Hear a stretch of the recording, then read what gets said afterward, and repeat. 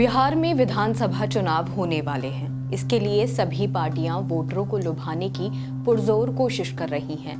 कहीं वोट अधिकार रैली निकाली जा रही है तो कहीं प्रोग्राम में मदरसों के शिक्षकों को सम्मान दिया जा रहा है।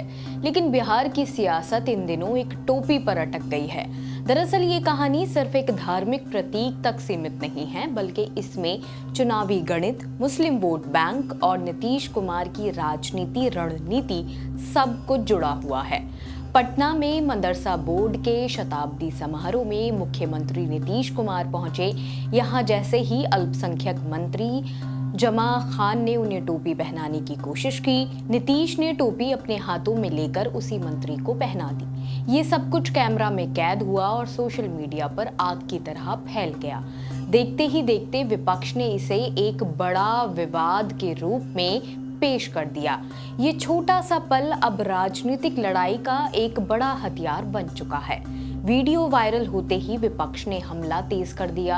आरजेडी नेता तेजस्वी यादव ने कहा कि नीतीश कुमार अपने स्वभाव के मुताबिक हमेशा धोखा देते रहे हैं। मदरसा शिक्षकों को बिना सैलरी बुलाया और जब सम्मान का वक्त आया तो टोपी पहनने से इनकार कर दिया।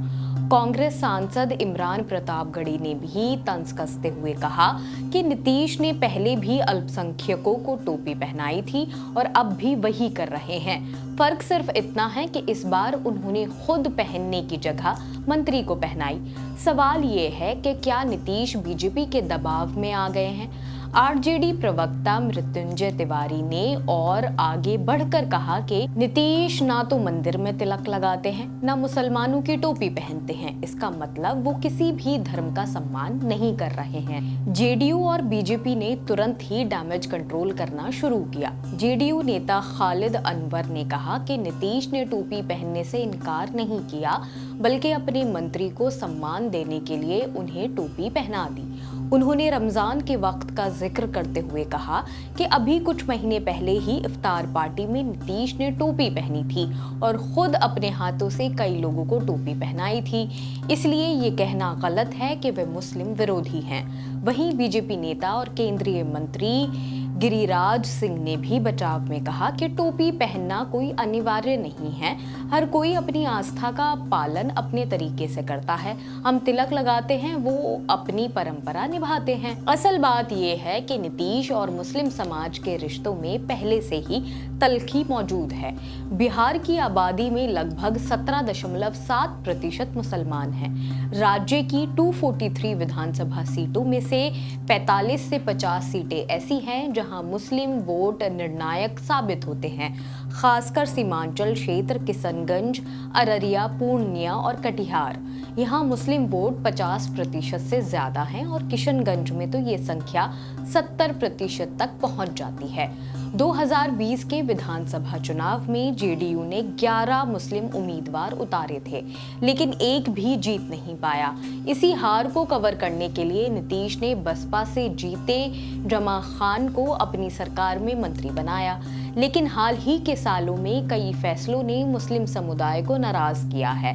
वक्फ कानून, SIR, वोटर लिस्ट विवाद और इफ्तार पार्टी में हुई तल्खी ने मुसलमानों के भरोसे को कमजोर किया है। हाल ही में जेडीयू के अपने नेताओं ने भी स्वीकार किया कि मुस्लिम वोट अब जेडीयू से दूर होते जा रहे हैं। राजनीतिक विश्लेषकों का मानना है कि विपक्ष इस विवाद को चुनावी हथियार की तरह इस्तेमाल करेगा। मुस्लिम वोट बैंक पहले से ही आरजेडी की तरफ झुका हुआ है। अब कांग्रेस भी इसी मुद्दे पर हमलावर है। नीतीश कुमार चाहते थे कि मदरसा बोर्ड का शताब्दी समारोह उनकी अल्पसंख्यक संवाद रणनीति को मजबूत करे, लेकिन इसके उलट ये कार्यक्रम टोपी विवाद की वजह से चर्चा में आ गया। बिहार में मुस्लिम मतदाता चुनाव का पासा पलटने की ताकत रखते हैं। पिछले कुछ चुनावों में सीमांचल की कई सीटों पर नतीजे सिर्फ मुस्लिम वोटों के झुकाव पर तय हुए। इसलिए विपक्ष अब नीतीश की इस हरकत को मुस्लिम विरोधी साबित करके अपनी सियासी जमीन और मजबूत करना चाहता है। आरजेडी और कांग्रेस इस मुद्दे को सिर्फ टोपी पहनाने तक सीमित नहीं रखना चाहती। वो इसे धर्मनिरपेक्षता और अल्पसंख्यक सम्मान से जोड़ रहे हैं। तेजस्वी यादव लगातार कह रहे हैं कि मदरसा शिक्षकों को बुलाकर सिर्फ शो ऑफ किया गया, जबकि उनकी समस्याओं का समाधान नहीं किया गया। कांग्रेस इसे बीजेपी नीतीश गठबंधन की हिंदुत्व राजनीति से जोड़कर पेश कर रही है।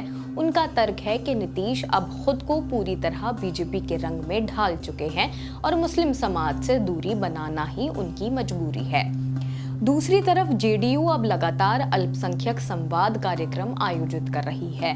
पार्टी का मकसद है कि मुसलमानों को विश्वास दिलाया जाए कि नीतीश कुमार अब भी उनके हितैषी हैं। लेकिन सवाल ये है कि जब हर बार ऐसे विवाद खड़े हो रहे हों तो क्या मुस्लिम समाज पर नीतीश का भरोसा कायम रह पाएगा? बिहार की राजनीति में मुस्लिम वोटरों की ताकत को नजरअंदाज नहीं किया जा सकता है। 2020 के चुनावों के बाद से ही मुसलमानों का बड़ा हिस्सा नीतीश से नाराज है।